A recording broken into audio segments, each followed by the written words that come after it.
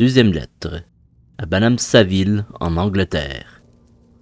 Archangel, 28 mars 17. Que le temps passe lentement ici, où je suis entouré par la glace et par la neige. Mais j'ai progressé d'un pas dans mon entreprise. J'ai loué un vaisseau et je suis occupé à réunir des matelots. Ceux que j'ai déjà engagés semblent être des hommes sur lesquels je puis compter et qui, à coup sûr, possèdent un courage inébranlable. Mais un de mes souhaits n'a pas encore pu être exaucé, et cette lacune est pour moi le plus grand des maux. Je n'ai pas d'amis, Margaret. Si je suis entraîné par l'enthousiasme du succès, personne ne pourra partager ma joie. Si je rencontre quelques revers, qui me redonnera du courage? Je confierai mes pensées au papier, il est vrai, mais c'est un pauvre moyen de communiquer ses sentiments.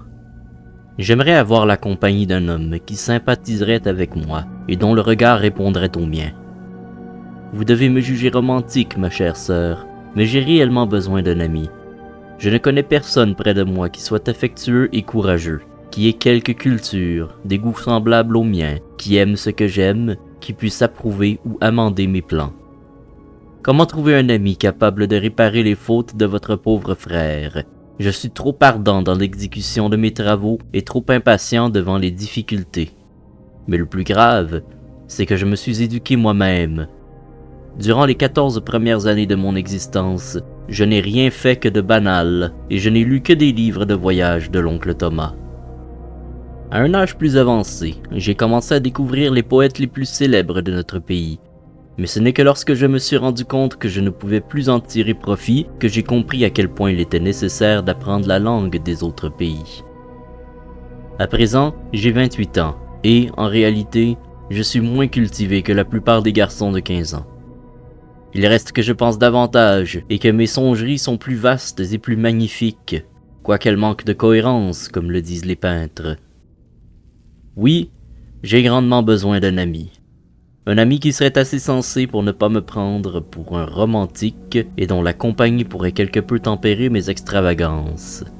Bast, ce sont là des plaintes inutiles. Ce n'est certainement pas dans l'océan immense que je trouverai un ami, ni davantage ici à Archangel, parmi les marchands et les marins. Toutefois, des sentiments qu'on ne s'attend pas à rencontrer chez des êtres rudes animent certains cœurs. Mon lieutenant, par exemple, est un homme de grand courage et d'une détermination étonnante. Il aspire fortement à la gloire, ou plutôt à l'avancement dans sa carrière. Il est anglais et, nonobstant les préjugés nationaux et professionnels, il n'est pas abruti par la culture et conserve quelques-unes des plus nobles qualités humaines. J'avais d'abord fait sa connaissance dans un baleinier, quand j'ai appris qu'il se trouvait sans emploi dans cette ville. Je l'ai engagé aussitôt afin qu'il me seconde dans mon entreprise. L'homme a un caractère égal, et il est connu pour sa gentillesse et son respect de la discipline.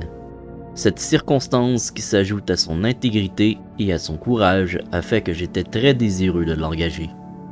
Ma jeunesse passée dans la solitude, mes meilleures années vécues sous votre douce et féminine influence ont tellement affiné le fond de mon caractère que je ne peux pas supporter l'habituelle brutalité qui règne à bord d'un navire.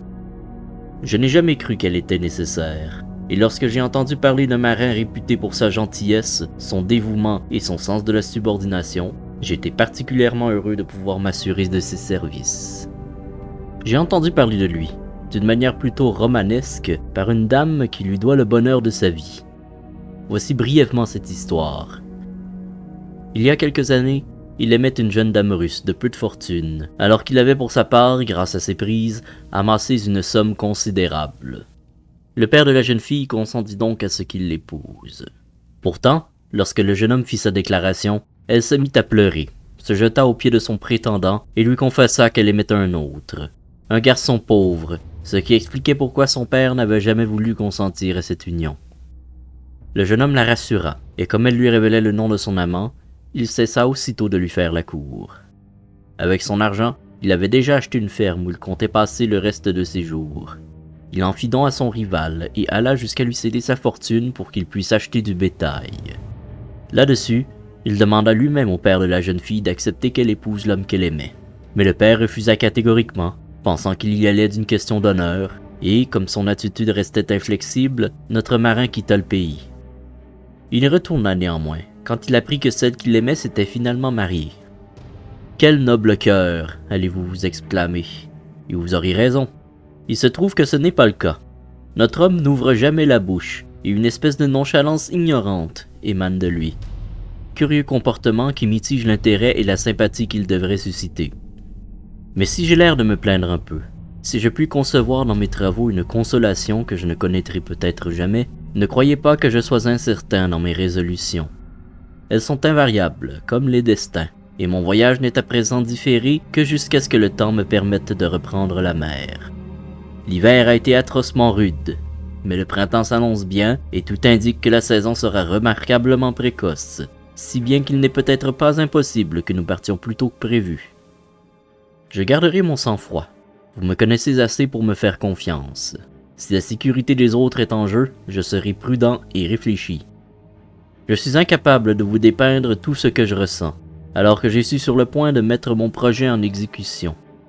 Il est impossible de vous donner une idée de mes agitations, agréables et pénibles à la fois, dans la fièvre du départ. Je vais vers des régions inconnues, au pays du brouillard et de la neige, mais je ne tuerai aucun albatros. Ne soyez donc pas alarmés sur mon sort. Ne vous attendez pas à ce que je revienne, à l'instar de l'ancien marinier, épuisé et misérable. Vous devez sourire à cette allusion, mais je vais vous dévoiler un secret. J'ai souvent attribué mon attachement, ma passion et mon enthousiasme pour les dangereux mystères de l'océan aux œuvres les plus extravagantes des poètes modernes. Quelque chose que je ne suis pas à même de comprendre, agite mon âme. Je suis sûrement besogneux, entreprenant comme un artisan qui travaille avec persévérance et courage. Mais en outre, il y a en moi l'amour du merveilleux, la croyance du merveilleux, présente dans tous mes projets. Ceci me pousse à m'éloigner des sentiers battus, jusqu'à affronter la mer sauvage et ses pays inconnus que je vais bientôt explorer. Mais il faut revenir à des considérations plus plaisantes. Vous reverrai-je prochainement, après avoir traversé les mers immenses et après avoir doublé le cap le plus au sud de l'Afrique ou de l'Amérique? Je ne puis espérer un tel bonheur, mais je n'ose pas non plus regarder le revers du tableau. Pour le moment, continuez à m'écrire à la moindre occasion. Je pourrais recevoir vos lettres, alors que j'en aurais le plus besoin pour me fortifier l'esprit. Je vous aime très tendrement. Souvenez-vous de moi avec affection, quand bien même vous ne devriez plus entendre parler de moi. Votre frère affectionné, Robert Walton.